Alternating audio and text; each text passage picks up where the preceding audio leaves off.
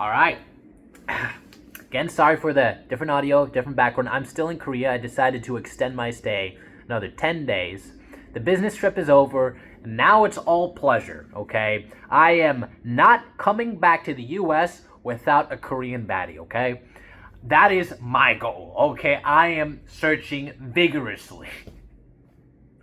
Fucking Christ, dude. But anyway, I wasn't expecting to talk about Rattle Pokemon so shortly after my last video. If you don't know what my last video was about, well, Rattle Pokemon accused a very famous Pokemon VGC player, Wolfie Glick, of lying about sexual assault he was experiencing at Pokemon events. Rattle Pokemon got a lot of hate from that. Quite frankly, it was a big deal, etc., etc. That's a very, very short TLDR. Now, recently, though, it seems that Rattle Pokemon is on a generational run of bad takes and drama, okay?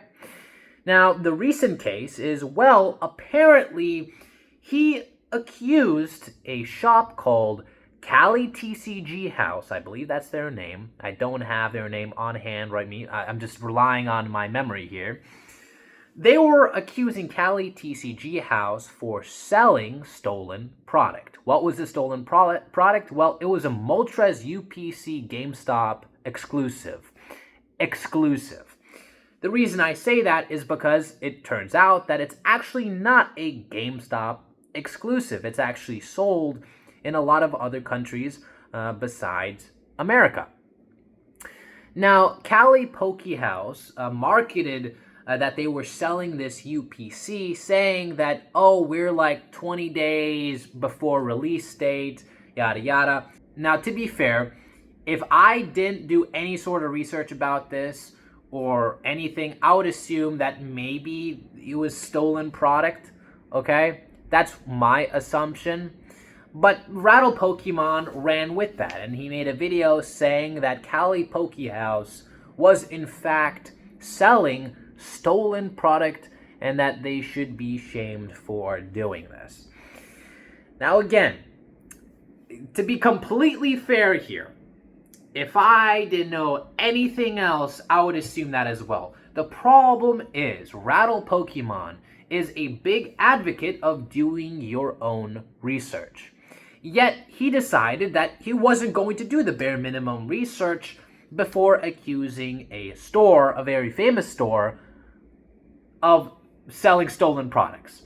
So, there seems to be a little bit of a double standard here. It's rules for thee, but not for me. I'm going to tell other people that they should do their own research, and I'm going to criticize other people for not doing research, but if I make a mistake, well, shit, it's not on me, bro. I just didn't know. My bad.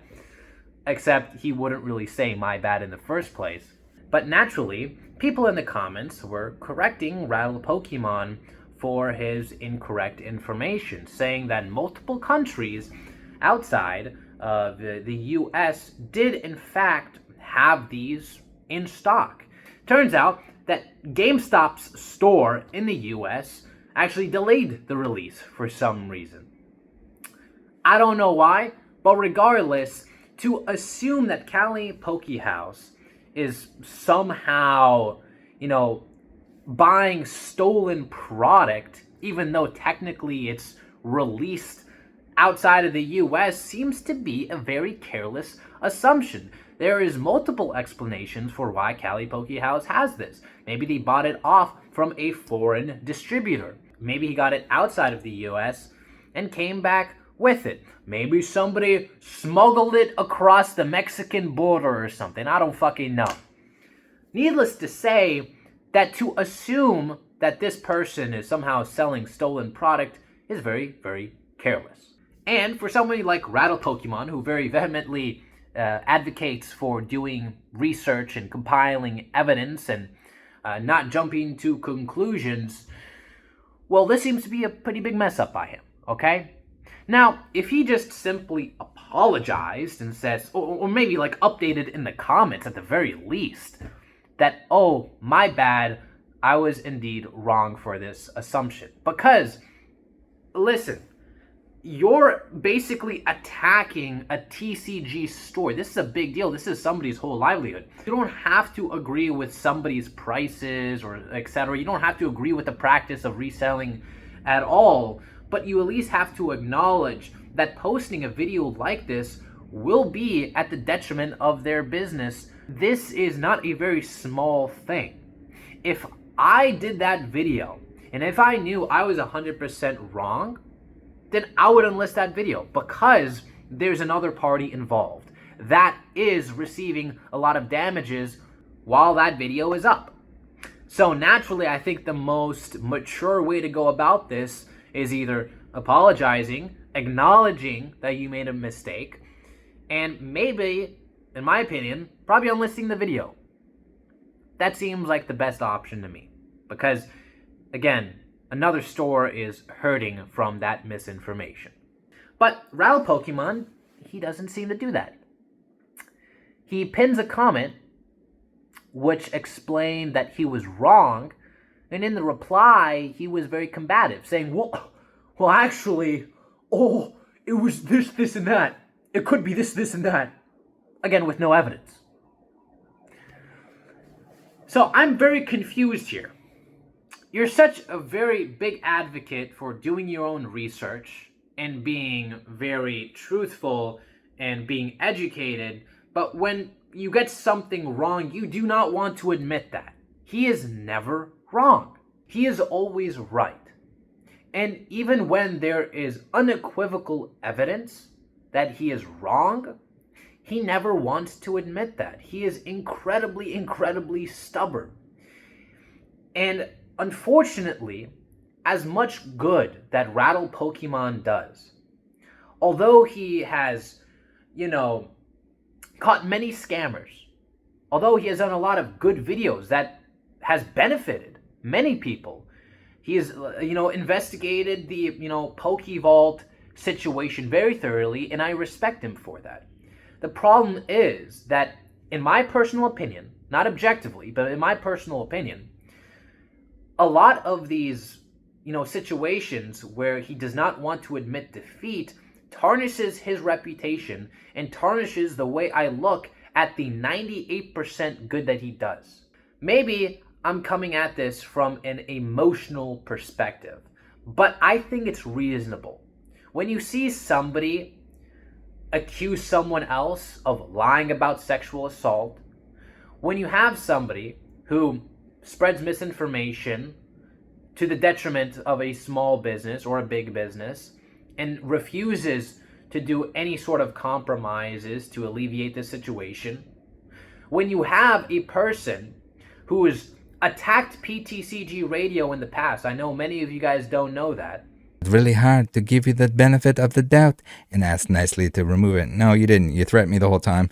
You can eat a fat cock in hell. Fuck you, wussy. Suck a fat dick, motherfucker. That's it. So when you have those types of situations, it is very hard for a reasonable person to look at a lot of good that he does do in an unbiased manner. Now, does that automatically discredit all the tangible good that he has done for this community? No. It's more of a personal perspective on somebody else's content. And I personally think that once a lot of reasonable people see these situations unfold and see how very stubborn, and I'm not going to say a bad person because that's a little too far. I don't know him personally. But once they see just how stubborn he is, many reasonable people are going to view his other content and view the good things he has done in a very different light. And I don't think Rattle Pokemon wants that. So I want this video to be a warning to Rattle Pokemon. This is doing a lot of harm for your reputation, okay? This is doing a lot of harm. So much so that a lot of people are now advocating for your deplatformation. PokeNE even did a video saying that, Rattle Pokemon is a cancer and he needs to retire, okay? That's pretty big. That's very substantial for somebody to say. And unfortunately, I see a lot of people actually agreeing with that sentiment. What do I think? Well, it's a very tricky subject. Me personally, I don't think Rattle Pokemon should get deplatformed. Not at all. Because I know how usually that plays out. The moment you try to silence somebody else's speech, the moment you try to deplatform them, bad things start to happen. And I don't think that is the most appropriate and the most responsible way to go about this. If we want to enact change in somebody else's content, we need to voice our opinions. It's an opinion versus another opinion. And whoever has the best one, well, let it win. Let the natural progression of an open dialogue take place, okay? The moment people stop talking, bad things start to happen, as Charlie Kirk once said. Although I heavily disagree with a lot of things Rattle Pokemon has said, I still don't think he deserves to get deplatformed. No, I don't think so. Because I think the Pokemon community could lose quite a bit from doing that. Okay, I do think he does a lot of positive things. And instead of being emotionally swayed by this, I'm looking at this from an objective perspective, and I recognize that if he leaves, I personally believe that the Pokemon community is going to hurt, okay? That's what I personally believe. Now, from a subjective perspective, I do still think that the few bad stuff he has done does make me view the 98% good stuff in a far different light. But regardless of how I personally think about it, what I think is the most appropriate and mature response would simply be voicing your concerns, voicing your opinion, and hopefully you can enact change. Because enacting change in somebody else's content isn't going to happen by shunning them, calling for their deplatformation, and cancel culture. It's simply by voicing your opinion. Because if you don't, you're essentially going to alienate that person, and they're never going to be open about changing their perspective. Let the natural progression, the natural dialogue happen. Don't force it. That would be my suggestion. But anyway, hope you guys have an amazing, fantastic day. This is a warning to you, Rattle Pokemon. This is also a warning for people not to go too crazy and advocate for his deplatformation, because I don't think that that is the most responsible action that we could do. I think simply voicing our opinion is far better. See ya.